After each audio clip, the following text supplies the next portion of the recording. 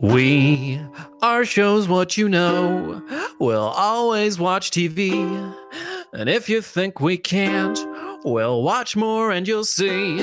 That's why the people of the web believe in Jim from Las Vegas and Jacob from Sweden.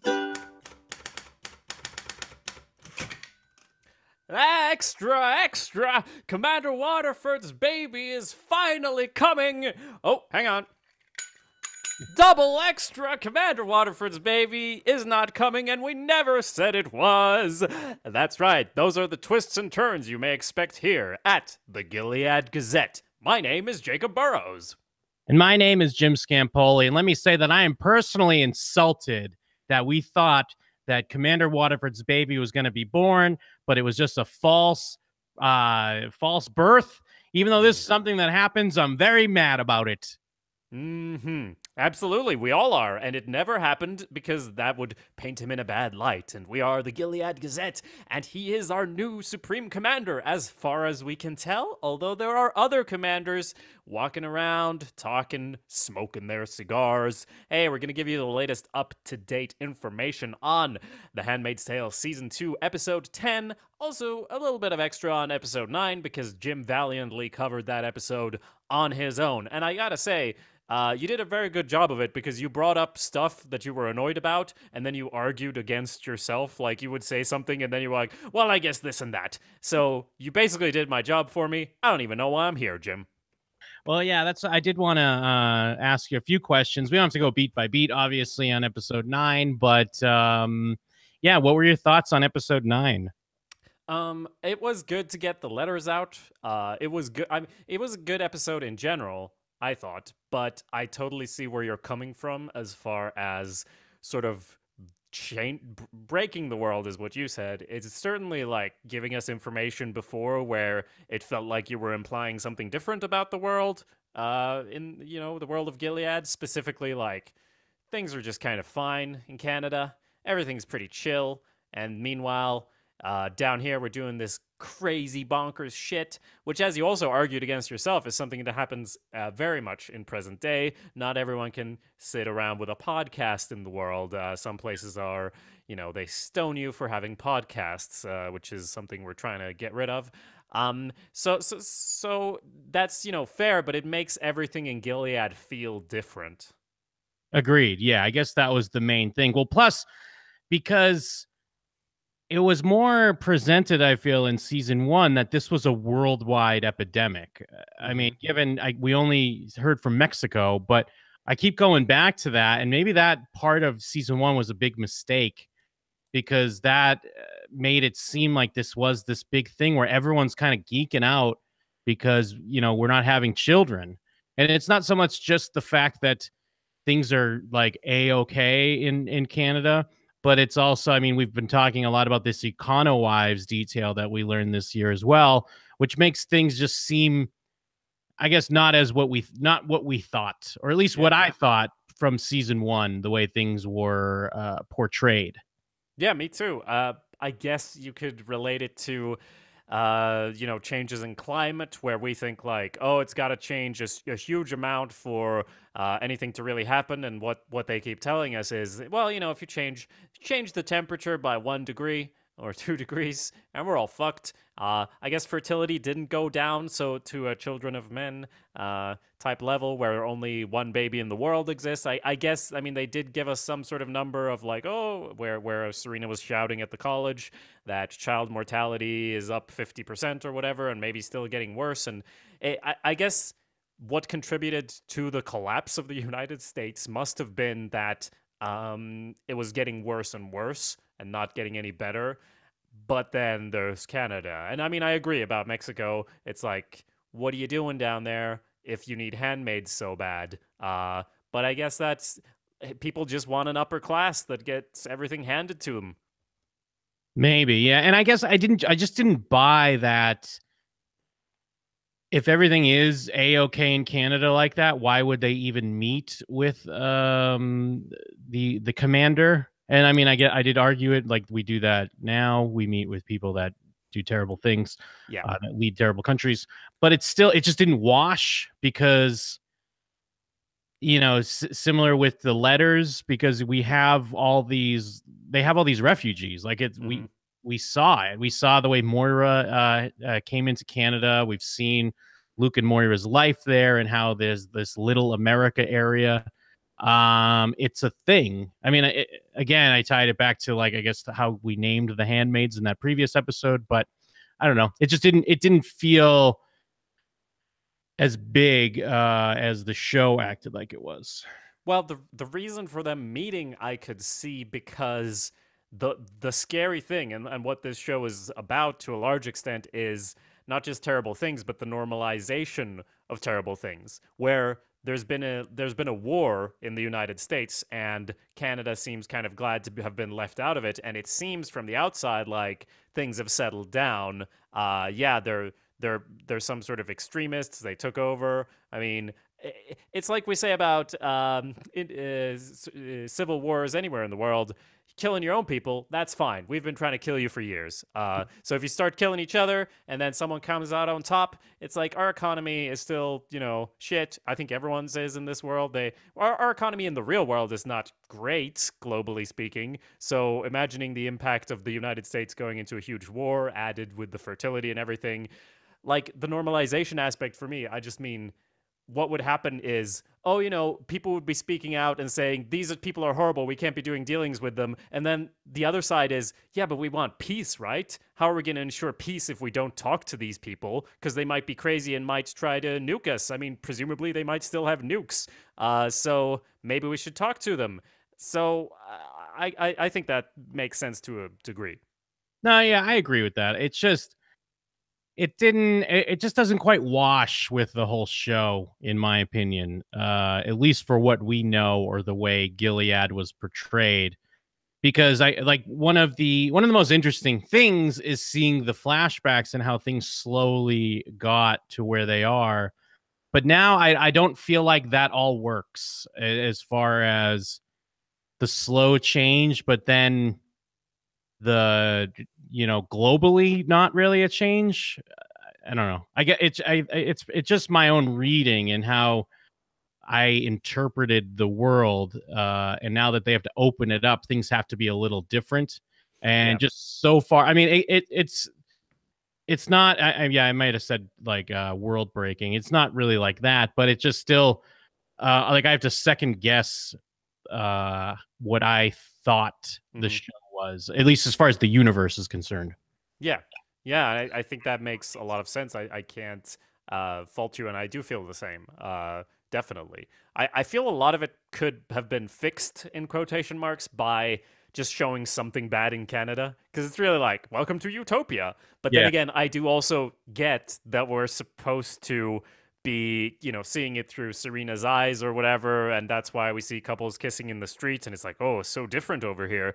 If we showed, I don't know, whatever you would show to indicate that it wasn't great up there either, maybe the streets are literally full of homeless people, or like 90% homeless people, or something like that, to definitely give the impression that something bad is happening here. But they're Canada, they're great, they can even take care of the refugees. And one thing I do want to say, because I know it sounds like I'm being down on it. Again, it's still a great show, and I still have to. I wanted to point this out either way, is that there's a just to throw some praise. I have to throw a lot of praise to these writers, because when season 1 ended and I found out that was the book, it wasn't like they took half of the book in that season 1, then they have the rest of the book, or they have the next book to base season 2 on. That always throws up a red flag, like, oh no, now they're going to be, they don't have a safety net anymore. And you start to worry that they're not going to be able to nail it. And I feel like going off on their own and expanding this world and making a season 2, I feel like they've been killing it. And it's been such a great show to watch. And as the story unfolds, besides these nitpicks I've had just about, learning about the universe, and maybe that's just been out of necessity because they want to grow this show and kind of expand more into it, I feel like there's heaps of praise for what they've done with this season and keeping the show going. Yes, absolutely. Did you have any other like specific questions about Canada and the Canada episode? No, no. I mean, I kind of went over most of it. Like, I do think, if anything, I think it's a weird parallel to more how someone would react, not now, but maybe in the time, maybe like in the early aughts, and still to an extension now, depending on how you read, how some people react. But someone like in a burqa, for example, in public, and maybe the way people would react to it.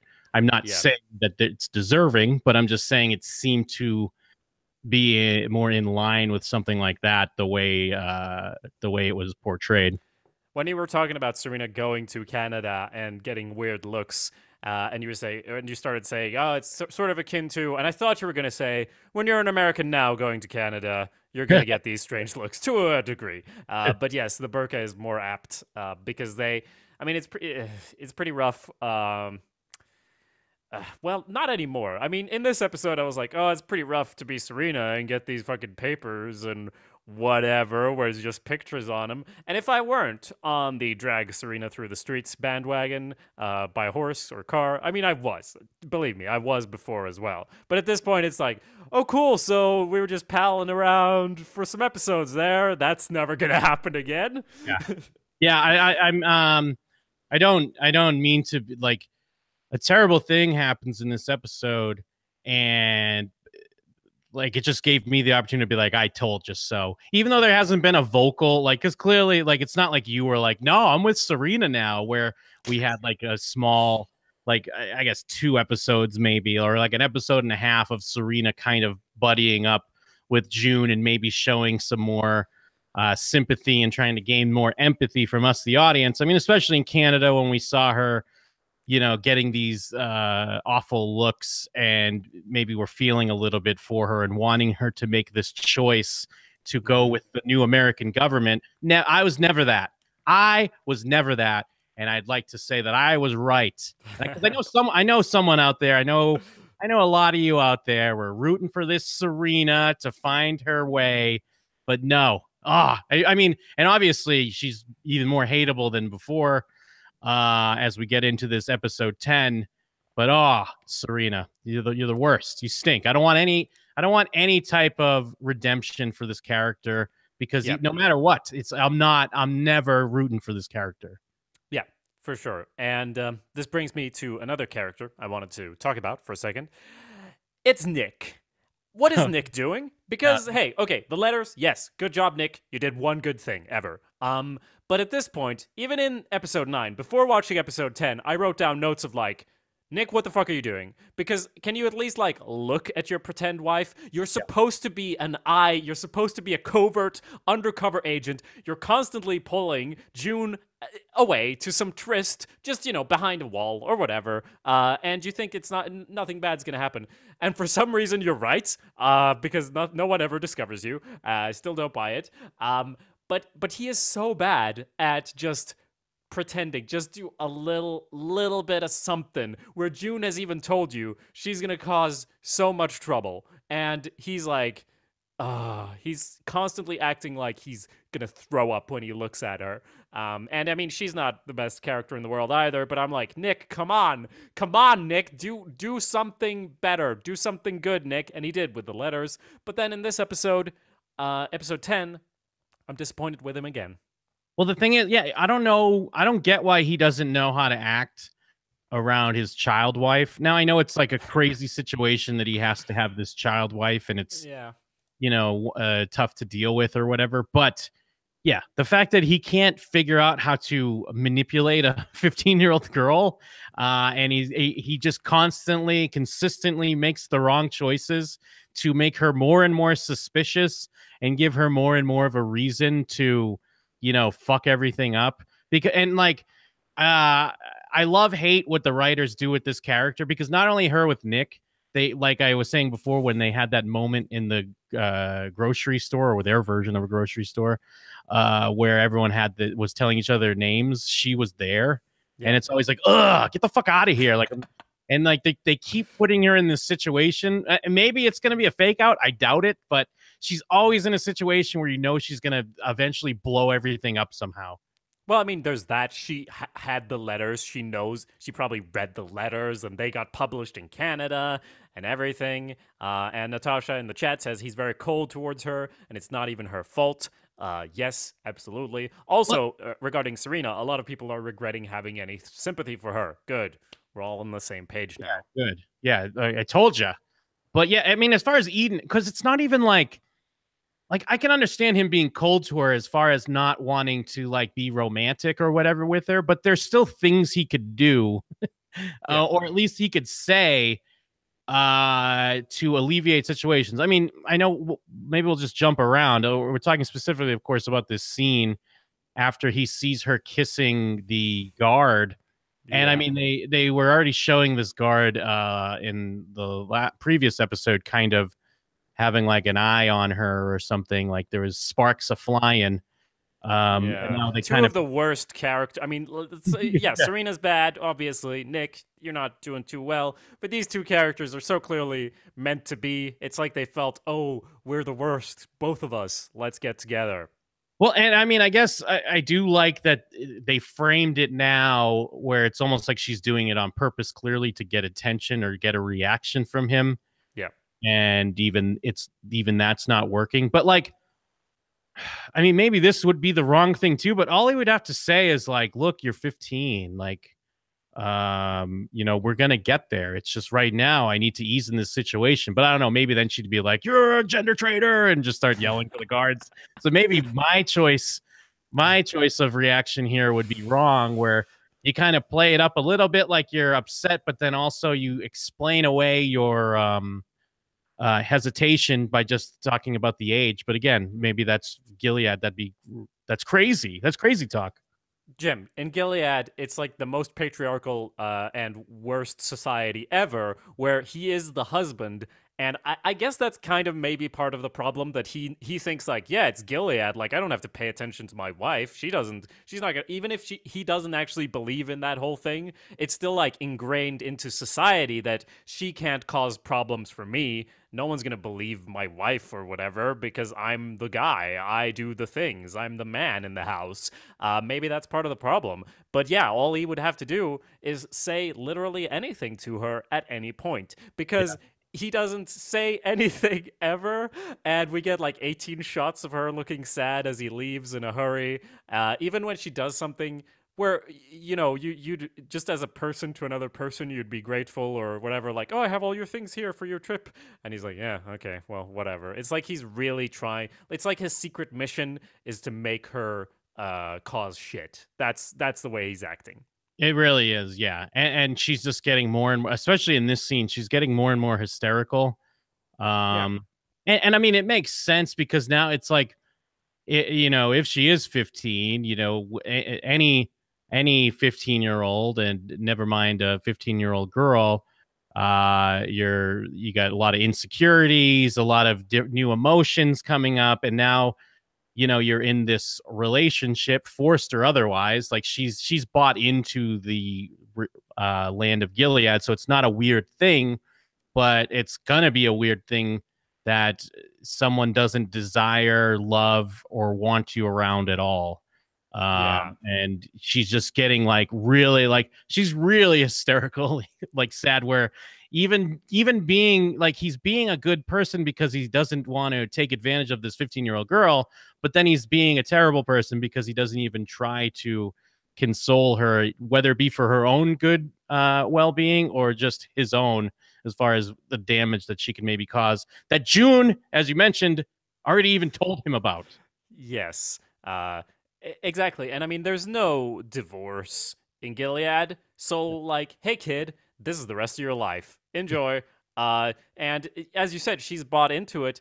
In a way, even though she's annoying, we can't really blame her. Even June has bought into Gilead at times just in order to not feel all the horrible feelings that goes along with being, persecuted and pushed down in such a way. So she has tried to make the best of the situation, and Nick is making the worst of it. Yeah, and I mean, and it even all comes back to that line that June had in episode 6. Oh, you have to fuck someone you don't want to, you poor thing.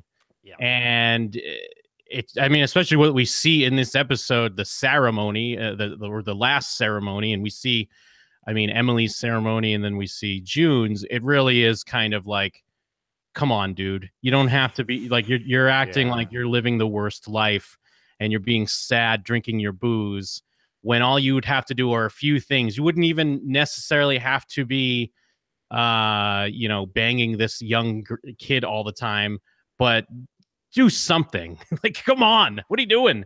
Yes. And I mean, I have more frustrations with Nick, but we'll leave that for a bit later. Natasha in the chat says that she's going to take off with that kid Isaac, I bet. And Envy in the chat says they'll probably die by the end of this season, both of which could be true. Yeah, or it'll be something where like he'll find Eden sad, and then she'll like talk about Nick and how Nick treats her wrong, and then he'll be like a tough guy about it and try to confront him. Maybe he'll kill Nick. Who knows? Yeah, but they've given us so many Chekhov's gun of Eden knowing like everything that's going on, and she even picks up on. I mean, she has appeared to be quite clueless with everything, with just the way she is in general. But she even at this point has picked up. Of course, Nick loves the Handmaid because he acts like it all the time. So that's why we're like, clearly everyone should have picked up on it. I guess the people in the house do know, so it's fine. But no one put together that he helped her escape because of. Why would you? Let's send him off with her on a solo mission. That'll end fine. I'm Waterford. I'm a fucking idiot. Well, and I guess that's the one thing Nick does try to do. When she says that, he's like, huh, that's ridiculous. That'd be suicide. But like, he's like half-ass even with his excuse there. He's like, because that's the only time he kind of perks up, when she says, you love that handmaid, or you like her. Why do you like the handmaid? And then he just kind of looks up from his drink, and he's like, a handmaid? That's crazy. That'd be suicide. Clearly, I would do that. What sort of fool would do such a thing? So yes, and I mean, I guess she picks up on this. If we want to go through the steps of the episode, where they're in the, as you said, supermarket, I guess, without any labels, because of course you can't read. You're a woman, so I mean, just real quick. I mean, if we're gonna get into, we might as well just talk about the very first scene. Yeah, we do get Emily in her ceremony, and it is interesting because it's not that I forgot this happens, but since we're with June all the time, and June's been pregnant. I mean, this was obviously a big part of season 1, and it is something we as the audience know about The Handmaid's Tale, but it was a weird reminder. And I mean, as we know why, as we see the episode, but, to get back into this, oh yeah, this is the thing that happens in Gilead, and, he's grunting and it's gross, and her commander collapses afterwards. I don't know if he had a heart attack or whatever it was. And then Emily is always a badass. Emily always does the best stuff. Yes. He gets to kick him and stomp on his dick. And then we're back in the market. And which, I mean, later they do say she's getting sent to a new posting soon. Is that because the commander, I don't know, died, or is it just because she stomped on his dick a bunch and they saw the bruises? Yeah, I assume it's, even if he didn't die, he's probably incapacitated for a little while. So either way, I do like that she gets that cool moment too, even besides kicking his dick, where it's like, go get help, and then it's like, no, I'm not gonna get help. And she has that great like response of, oh well, no, I gotta lay on my back. Of course, we got to make sure. For the under his eye, the love of the god, let's have a baby. Yeah, exactly. Some good stomping going on. Yeah. So we're in the supermarket, and what happens before? Well, June kind of notices that Emily's like in a hopeless place, but June, where we last left her, is she's gotten her like, as this we know about the show, it's always about getting these small glimmers of hope, and June wants to try to get that back into Emily, like, you'll be able to see your son again. And it's like, I'm not his mother anymore, and she's kind of in that place. Like, and who could blame her? Because she's just as much as June's been through the ringer. I mean, Emily's been through and seen some fucking shit. Yeah, which is also a great line for the rest of the episode. Which line, what line did you just say that he said? Oh, I'm not his mother anymore. Yes. Because obviously that ties in with what happens later. But Yes. then she gets so mad, her forced or her false labor starts. And she gets rushed home, and Serena is all smiles and, oh, we made it, Offred. Yeah, that's not my name, motherfucker. Like, fuck you. Let's say a little prayer here, and then you get reminded, like, not to mention the ceremony, but this whole weird process of like taking the wife, and then you both wear the white dress, and then you're gonna lay down and breathe and have like you're gonna have your own fucking false labor over here while she's having the false labor up here. Yeah, all the wives, yeah, they go in that room, and we saw glimpses of it in the first, in the first season, where they're all doing the like a role play of the labor. I Uh-huh. guess it's to tie into what's going on. And yet, before this happens, it's when Eden notices the way Nick is holding Mm-hmm. June as he's bringing her up to the house where she's having contractions. But yeah, so we get, and then the commander's doing like such a cliche dude thing of like, let's all have cigars. We got the baby being born, like the classic 1950s waiting room where everyone was smoking cigars in the hospital. Yep. Excited for the baby to come. Yeah, and we get to meet a commander who's introduced as, oh, he was recently promoted because his wife got pregnant.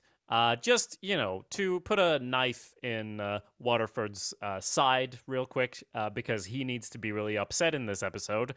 And, that's another detail. We get these slivers of information, and, like, it feels like almost each one is, things aren't that bad. It's kind of fine. Just And don't, yeah. it's a question we have asked a few times. I think you even brought up, like, does it mean that all the commanders have to have handmaids? Is it like it just so happens that all the commanders' wives are barren, I guess, or can't have children? Mm-hmm. But as has also been mentioned, there's probably nothing wrong with these women. It's all the dudes. It's all these dudes. Although I feel like the shooting was a weird, at least, or maybe what they think on their end, because when Serena was shot, it looked like she was shot like in the like pelvis area. So I don't know if that was to lead the audience to believe that ties into with Serena's situation. I mean, we do know that it's probably the commander, but I don't know if that was supposed to mean anything or not. Yes. So, they're doing the cigars. We meet this character. We meet a character with gray hair who's kind of talking to Waterford. I cannot recall, but seems like a boss. He seems like he's in charge of everything.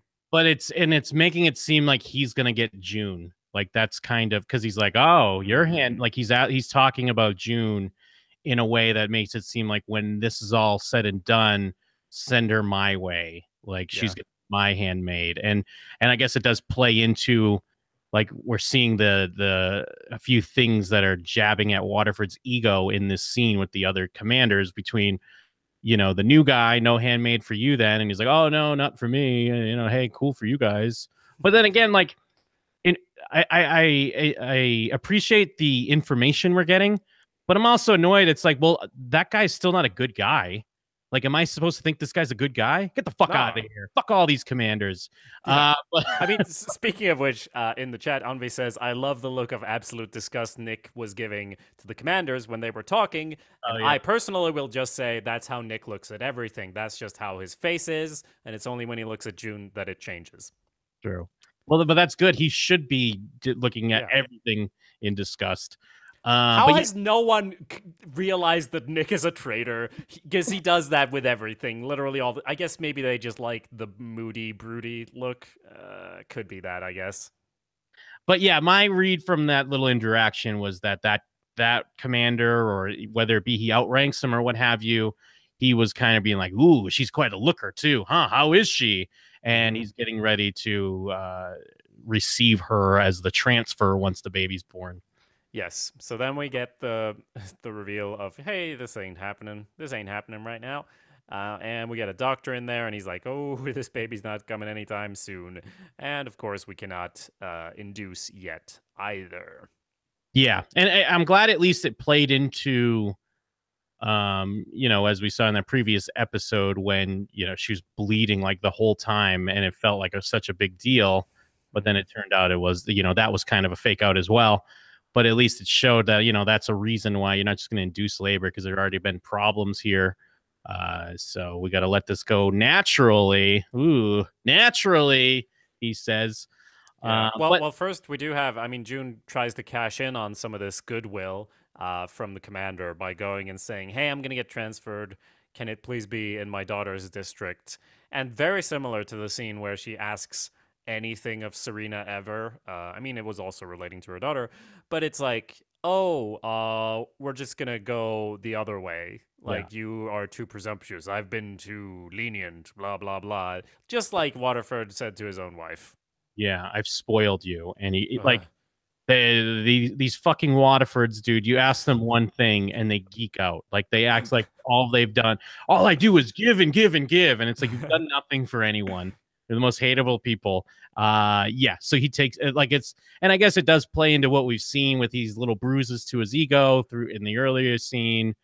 And I mean, I kind of rolled my eyes a little bit when we have it turns out it's a false labor, and now we're back to this June and Serena passive aggressive thing where she's giving her this like little smirk on her face, because I don't know, we've been here so many times, and it's similar to I mentioned in last week's episode where we always end with June looking in the camera and finally getting a slither of hope for the next Yeah. episode. I mean, I get why we get to this point, but it's not like even June's acting like she did it on purpose, and it's like you didn't do it on purpose. Yeah. And Serena, it'd be one thing if Serena is thinking June did it on purpose, but Serena is, I mean, June's like egging Serena on. I just didn't like that aspect because it didn't make a lot of sense to me. Yeah. I mean, she gets very little to egg anyone on, or very little power at all. But it does lead her, Serena, to go like, I think Offred was happy the baby didn't come.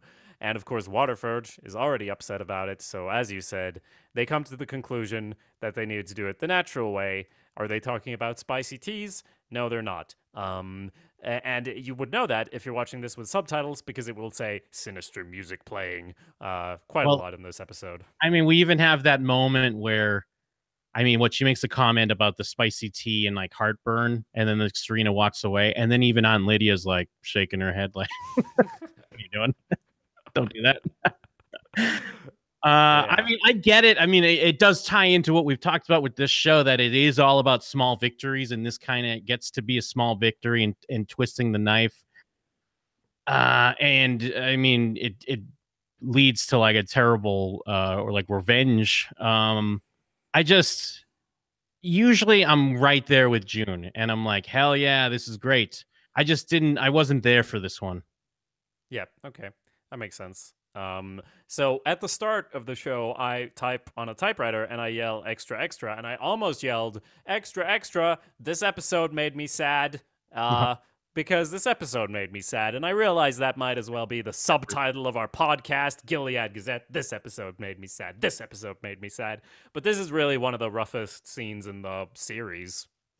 Oh, for sure. No, I mean, I understand why they did it, because it's like, even though we know everyone watching this show, I mean, you'd have to be a real weirdo to be like, no, the ceremony's not bad, like that's fine. Like, we understand that that's rape, and even I think they even showed it in the previously on when Emily says, there's no justification for rape, we're being raped, like she flat out says it. And then this, we see it in more of a traditional sense, where it's not just the handmaid is checked out and just, lying emotionless, trying to not be in the moment. It's more what you would expect to happen, where someone's struggling and fighting back. And it's just, yeah, it's an awful, terrible scene. But I mean, obviously understandable what they're going for here. Yeah, this episode was written by Yalin Chang, who said in an interview with The Hollywood Reporter that I wanted to depict how brutal and terrible rape really is. I wanted to give the sense that for all the ceremonies in Gilead that are happening every month, like, what do you think is happening? What is really happening? It is rape. It is always horrible and terrible. And in this interview, she talks about how handmaids, how they've been shown in the show, usually disassociate and try not to be present in those moments, as we see in the first scene with Emily. But that was sort of what they were going for, to show how awful it really is, and Well, to I did. not. I'm sorry. Keep No, going. go Well, I ahead. was going to say I did read part of this as well. I think she does say something about the Waterfords being taken aback by what's happening. I didn't read that from the scene. I didn't think they were taken aback by it. Oh, the protests and the screaming and everything. I Yeah. didn't see that at all. But she does say that this protesting and stuff, that's not the way it's supposed to be. It really shocks them. It catches them by surprise because they've done the ceremony 100 times, and that's not how it's supposed to go. The fact that she's actually a woman with agency over her body and might have her own reaction, that does not compute. It doesn't make any sense in this context. And I guess I'm with you. I didn't feel that in the scene. I Yeah. No, just, in a I weird way, I felt that. I mean, this was clearly a weird. I mean, this was like a weird revenge for Serena, and she knew. Like that's why she even like grabs her at the beginning, kind of like she grabs her hand, and because June's pleading even before anything happens. Uh, and I don't know. I saw this like actually, it's kind of like a weird revenge for both of them because when June leaves that scene with the commander, she does go back and says, "You wouldn't know what it's like to like have your own child, and you still won't know." So she does kind of throw some shit in his face before she leaves. So she's kind of like, I mean, obviously, I'm not saying it's what she deserves or anything like that, but she's kind of like wronged them both and stepped out of line for a handmaid. Yeah. And Offred sort of I mean, it was her voice at the beginning of the episode when we were with Emily talking about how I'm not here, or we try to go to a different place, and she's trying to do that here. And what was also said in this interview was that that's not really working here because it's been such a long time. She's pregnant, she's very in her body and can't escape. And that, on the other hand, is definitely in this scene, I feel. Natasha in the chat, there's an extra trigger warning this episode, caused a lot of people to be very upset given the parallel to current events. Now I'm out of the I don't what current events? What am I Yeah. missing? I don't know. I guess all the rape in the world Oh, currently. yeah, I mean I know that's clear. I just wasn't sure if there was like a specific thing that I'm missing. Yeah. And Hanvi said the most heartbreaking part was the fact that Serena was the one she was actually begging to, which is true. That ship done sailed. We are not on board. It's hitting the iceberg and going down. Serena and June will never ever be allies or friends. Oh yeah. Okay, I mean someone's saying me too. Okay. I mean I always thought this show in general, I guess I just thought that in general was a tie-in. I guess I didn't see that as like a specific thing with this scene.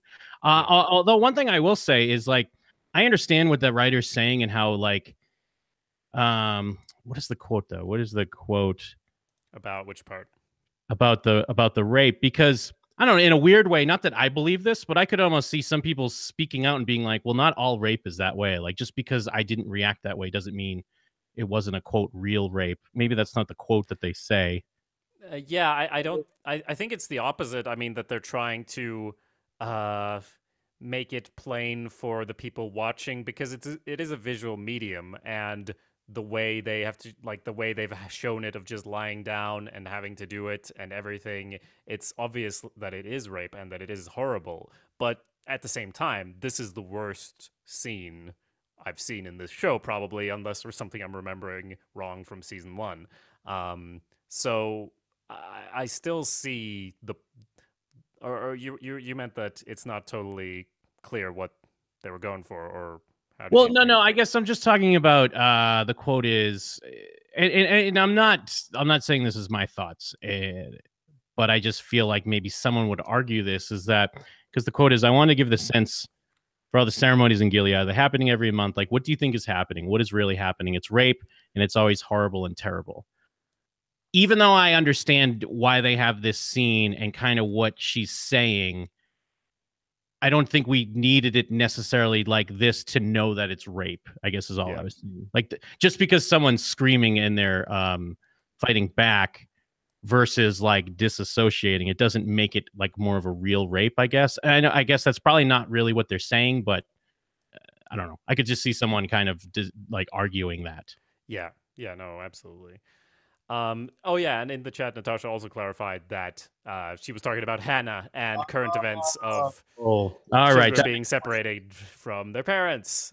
Okay, that makes more sense. All right, yeah, because I guess all the other stuff as far as like misogyny and rape and stuff, I thought it was always clear kind of what they're going at, but that does make more sense if you're talking about the Hannah stuff. This is, I mean, I'm just stating the obvious now on this scene, but it's like we thought at least this was never going to happen again. We thought we were in the clear as far as, hey, you're getting out of that house, which is, bad because you're going to go away from your recently born child, but at least you're going to be away from these freaking Waterfords. And that was the thing of like, hey, I'm pregnant, never going to have to go through this again. I think someone says it in the show as well. And even though I know it's not the case, but in a weird way, it's like you're victimizing the child as well. Even though it's like I do understand it's normal for even if someone's pregnant that they would still have sex, but it just feels like it's also not, I guess, raping the baby. I don't know. Well, not raping, but I just mean it's just another way to victimize not just June, but also her unborn baby. Well, I think that's fine. I think you should all have sex when you're pregnant. It's good. It's good for you. So let's, for the love of God, move on. I felt stating the obvious, but I want you to state the obvious. I was just stating the obvious that we thought this would never happen again. Even being down in the deep pit hole of like, I'm back to being a handmaid. Like, yes, you would go to a different house, so it would happen again, but at least not with this motherfucker and with Serena and all this shit. Like, it wasn't going to be a hunky-dory, but that was like one of the perks of getting pregnant. Like, you don't have to do this fucking shit for 9 months. And, well, even in the scene when they're in the greenhouse and she says, the best way to do it's the most natural. In my head, as a joke, I thought, "What, fuck her? What, are you gonna have sex with her? Or that's how you're gonna do it?" And I was like, they're not gonna do that. And then they did it. So there you go. Yeah, and it does feel like it is not good. It's also like, I get that you're annoyed, Waterfords, but it's literally gonna be like a week, and it's fine. And your fucking weird, bruised egos shouldn't be a part of this. If you're so weirdly religious, you shouldn't take these tiny pieces of like, oh yes, the natural way, and then go do the worst thing you can to a human being.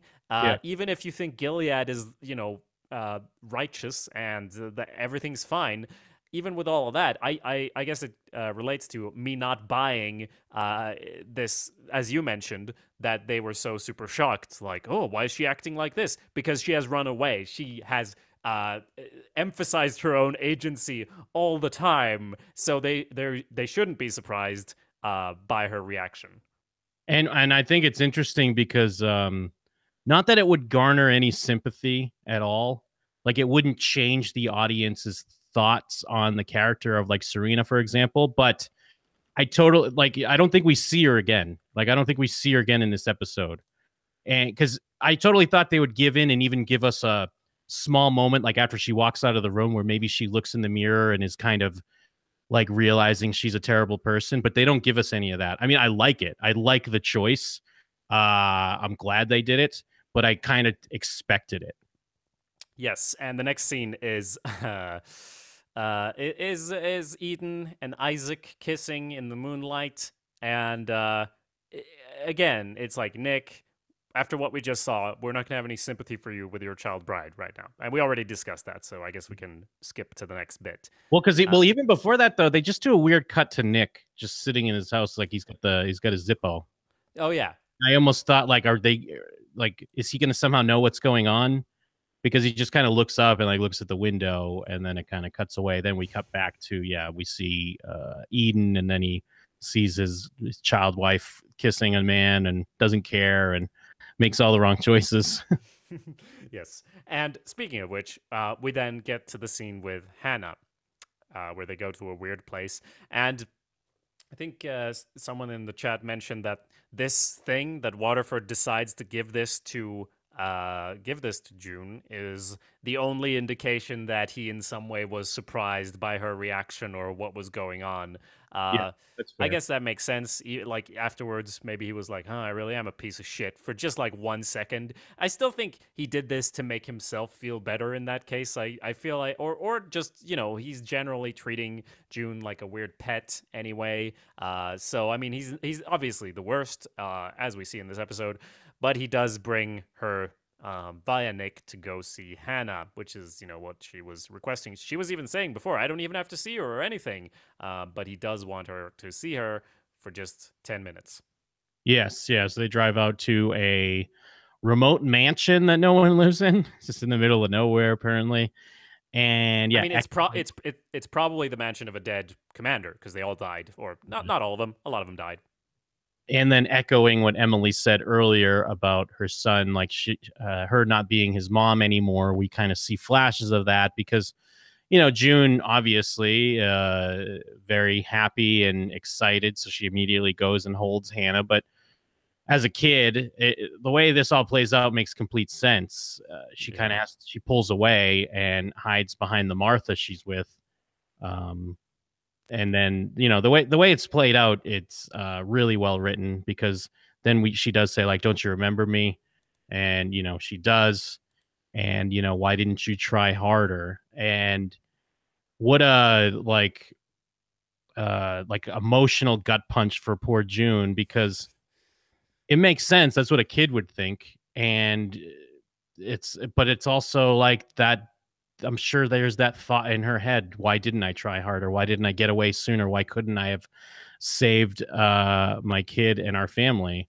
Yeah. Really, really well done stuff. And her name is Agnes now. Of course, I mean, I'm glad she doesn't fucking. She's not pretending in this scene anymore. She's not pretending to be a good handmaid or whatever. She never calls her Agnes, of course not. And it is so heartbreaking because we've wanted this reunion for such a long time, but in children time, a year or however long it's been at least a year. It's a long ass time to be away from the people who were the only people in your world, who were your whole world, and they're suddenly gone. And then you're with some people who are your new parents. Everyone keeps telling you every day, and you only get beaten when you do bad stuff. So that's fine. And yeah, it's heartbreaking to see. I mean, it would have been worse if she didn't remember anything at all. That would be a real nightmare. If the first reaction was what held and what stuck, that would be like, oh, cool. Just never watching the rest of this show. Fuck it. But we do get at least the positive bits. And at the end, when she runs to her and calls her mommy, it's like, okay, cool. So my heart broke several times this episode. And I believe on the Jim and Them Discord, Natasha posted something that laid the breakdown at about 3 years. As far as and I think there's even a title card from the show when it shows Luke in Canada where it said like 3 years later or something like that. Really? So that's okay. kind of, I guess, the time frame we're looking at of how long she's been away. And I guess I should say in the chat, they had people from the UN who said this is almost word for word what children do and act like when they were reunited with parents. It makes complete sense because if you just think about it as a kid, you got to adapt to your situation. Because I mean, obviously, as a child, you have even less control over what's going on. Yeah.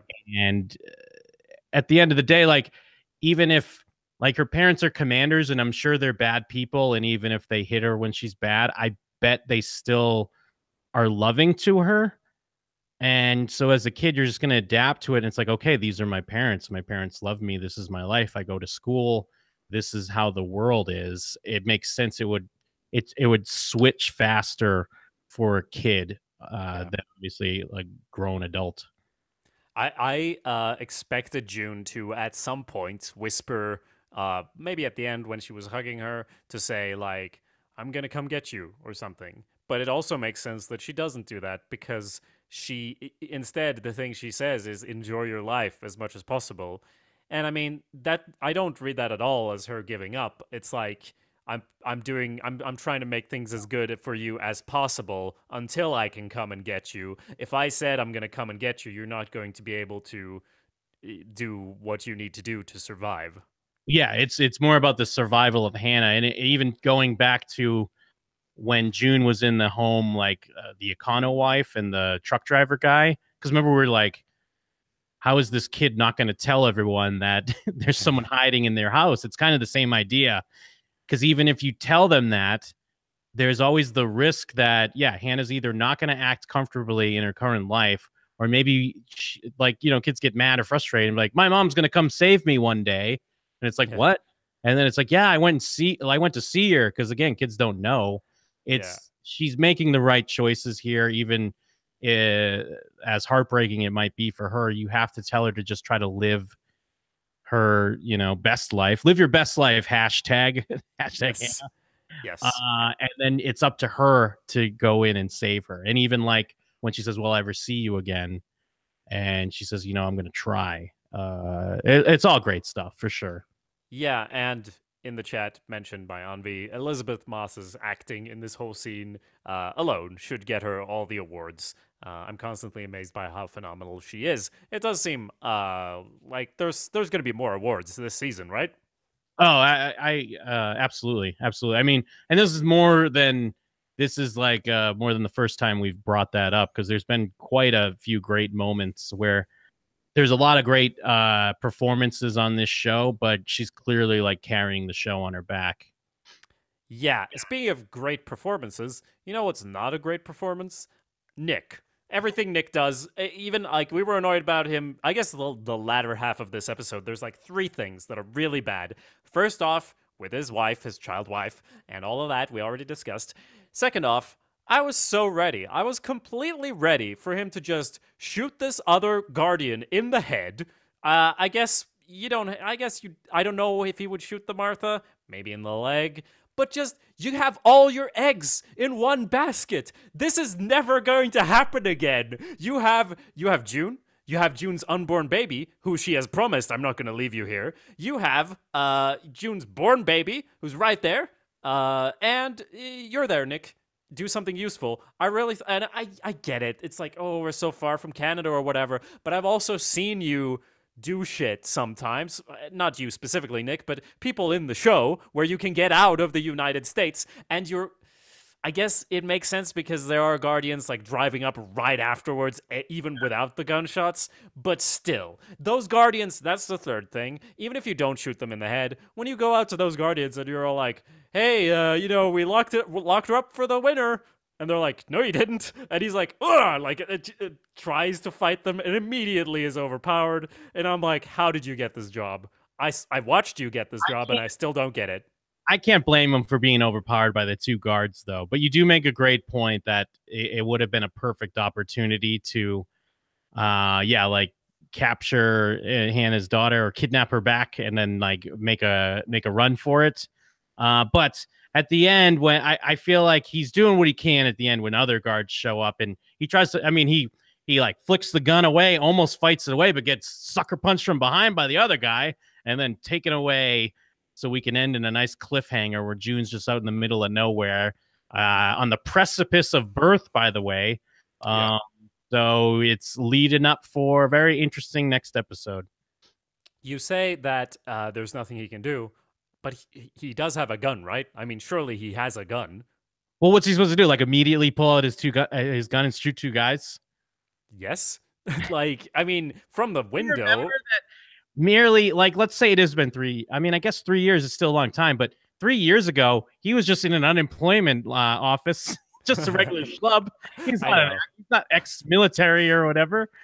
I know. I guess Nick does make bad choices. I don't think the very end was one of them, though. Well, I guess, but he already should have shot a guard. He had the guardian banged to rights. He could have shot the first one in the head, no problem. then true. you figure out the rest. And I guess you probably all would have died, but like, it's this episode. We just went through some shit just watching it. And yeah, Anvi says, I thought if those Guardians hadn't come, he'd definitely run away with June. And if he was going to do that, Then bring he, Hannah too. yeah, he definitely should have taken Hannah. He should have killed that other guard and yeah, shot the Martha in the foot and made him run for it. Yeah, and then what Natasha in the chat saying that the theory is that maybe they're Mayday or maybe it was a setup by Waterford. I mean, it was weird because when the other guard that was with Hannah and her Martha was like, "We need to go now," it did feel like he knew something was happening. I mean, I guess it could go either way. It could either be just the 10 minutes was up, but it just seemed weird, like something was about to happen. So I was like, we need to go now. And then even with when they're outside and then Nick's like, we need to go because you could hear cars pulling up. So it seemed like they're a lot closer than they were. Maybe they would have already saw that June was there, but I guess they didn't. Yeah, I mean, it's just a nice way to set up a very good cliffhanger. yeah, Natasha said that they don't actually believe that they were with Mayday or that it was a setup, and I don't believe that either. Because I don't think I believe that either. Yeah, because him saying suddenly like, "We gotta go." Jim, you've just grown used to seeing really soft guards who are like, "Oh yeah, just hang out, do whatever." No, this is what guards are like. We're going now, okay? Now. And he even let Hannah run back and hug her again and everything. So I think it was more like the commander is going to be home soon, and they're going to wonder where their child well, I mean, is. that's why Isaac is such a good guard because he beat up Janine. Like he was doing what he's supposed to do. Yeah, it's because these young bucks, Isaac, Eden, they're integrated into Gilead society. That's what they say. Normalization. Time moves fast. But anyway, and I guess if anything, the clue about how Hannah is now Agnes, because I was even wondering, I was like, wait, Isaac and Eden, they just so happen these people have like biblical names. It's like, oh, okay, that's not their real names. Okay, they must have gotten new names. Yeah, that's a good point. That's probably true. And as you said, it's a good setup for a cliffhanger. Again, we end on Elizabeth Moss staring into the camera, like we always do. And it's another good moment of like, what the fuck's gonna happen now? Because it's felt a bit like some of the moments are like, okay, let's do this, but we're still here. We're still gonna have another scene here in the kitchen, and we're making soup. For 3 episodes, and I mean, stuff's been going on, but this is clearly like a more of an external thing going on, and we really don't have any idea because she was up for this in episode 2. She was undercover doing this and that. Now she's extremely pregnant and in the middle of nowhere with no connections and no car or anything. And of course, Waterford probably knows where they went. So if you want to escape, you want to get out of there, but you don't have a car, you don't have a gun, don't have Nick. Not that that would help. But yeah, you're in a tight spot. Well, she's gonna have to deliver her own baby, clearly. Yeah, but what does she gain from that? I guess she could carry it. Tough bitch. Like we need to see how tough she is. We know Emily's a bad bitch, so now we're gonna see how tough June is. She's gonna deliver her own baby in that empty house. That is probably completely true. I mean, she will definitely deliver her own baby. We're not gonna because we already had the fake like, oh, Serena's going to lie down. We're not going to have that after this, obviously. I don't know if she's going to get out of Gilead. It seems optimistic to say so, but we're clearly going to do something very different, probably with her delivering her own baby and feeling some sort of ownership connection, maybe before they're ripped away. I think we only got, what, 2 episodes left, right? Well, you tell me. I think there's 12. I could be wrong, but I'm pretty sure there's 12 this year. Yeah. And Anvi did make a... Oh, sorry, go ahead. Anvi did make a good point in the chat that I think he didn't try to kill the other Guardian and Martha because they had their radios on or walkie-talkies or whatever it was and would have been caught easily. That is true. They did do a lot of like Foley on like, here's the fucking radio blasting and you're going to hear, someone's going to hear everything, and they were right outside. I was just very amped up in this moment of like, fuck yeah, Nick's in a car with June, let's go. And Hannah's here too? Fuck yeah, road trip. And it didn't happen. Yeah, it looks like episode 12 on the 4th of July. Ooh, how fitting. Wow. How fitting. But that's supposed to be the finale. Okay. Well, we will be back next Sunday to discuss the next episode. And in case you didn't know, we also cover Westworld season 2 right now, and the finale is coming up right quick, now, actually. So please check out Westworld Theories, our podcast on that. There's also showswhatyouknow.com where you can Oh no, find there's all of 13. our. I'm Yeah, sorry, I'm talking over uh, you. I that's fine. need. I also had a feeling there were in fact 13 episodes, but Well, I speak didn't know. up, God damn it! Well, I didn't know. I just thought. I thought you were Googling it. I don't know. I was doing the plugs. What else are we plugging, Jim? Yeah, I'm sorry, I interrupted the plugs, but yes, as you said, we're also discussing Westworld on Westworld Theories. We're also talking Sopranos on Cut to Black, and you can find all our other discussions, well, and including those at showswhatyouknow.com. I think we might have to get in on some Preacher soon. That's coming up. We still haven't talked Cobra Kai. Yeah. That's great. So, and if there's a show you like, drop us a line at showswhatyouknowshow@gmail.com. Yes, and please leave a review on the Gilead Gazette feed on iTunes. We'd very much appreciate it. Write some words about what you'd like to hear in our discussion.